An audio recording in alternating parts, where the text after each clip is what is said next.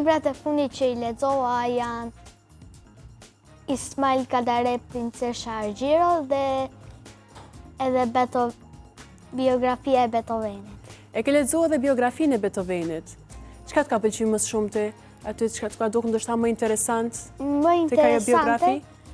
Më interesante më dukej koncertet që ka dhënë ai edhe kompozimet që i kishte bërë. Në moshën 12 vjeçare publikoi kompozimin e tij të parë, Paracionet Dressler. Ke pasur rasti me i dëgju pastaj veprat e Beethovenit, pëlqejnë? Po, kam dëgjuar edhe për simfoninë e tretë, Heroika.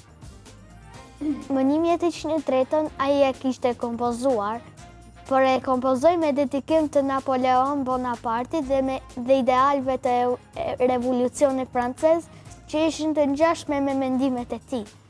Por më 1804 kur Napoleoni ishte deklaruar perandor, me zhgënjim dhe me i zhgënjyer vendosi t'ia ishte dedikimin. Me shumë zemrim, ishte shumë i zemruar me të, sa që duke ja shkaravitur emrin, duke ja hequr dedikimin, gati e kishte grisur partiturën. La vetëm fjalin se simfonia ishte kompozuar për të festuar kujtimin e një njeriu të madh. Edhe pjesa që më la për shtypje, më kishte lënë pjesa Takimi me Mozartin e madh. Dhe ajo pjesë ka lënë për shtypje prej librit të fundit që e ke lexuar, apo jo? Po, librit që bëj fjalë për biografinë e Beethovenit. Aty bëj fjalë se më 1787 Beethoveni kishte vizituar Vjenën, kryeqytetin e Austrisë, për të njohur me muzikë, me profesorin e tij të vjetër, Mozartin. Donte të merrte mësime muzike nga ai, por 3 muaj pasi mbriti ai, mori lajmin se nëna e tij u sëmur dhe u kthye përsëri në Bonn. Aty ku lindi ai. Ku u kthye në shtëpi, ai vërejti se nëna e tij ishte sëmur me tuberkulozë. Ajo kishte ndruar jetën më 17 korrekt të vitit 1787. Ajo kishte qenë shumë e qetë dhe e urtë.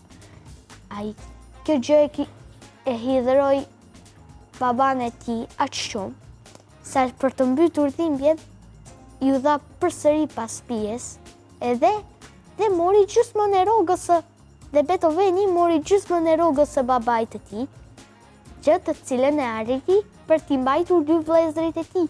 Arriti ta binte që ata ta studionin.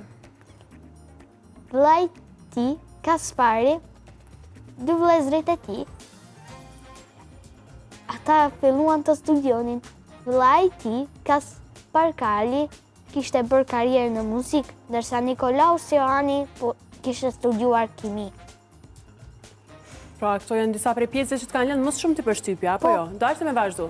Në mars të vitit 1791, në mars, ende pa ndruar jetë Mozarti, profesori i tij vjetër, ata kishin kompozuar një ballo të stilit gjerman, të cilën e quajton Muzikë për një vallë burrash. Faleminderit shumë për këtë. Edhe miku i tij vjetër, Konti Ferdinand von Waldstein, ishte bërë meceni i tij. Gjë pasi u kthye nga Vjena.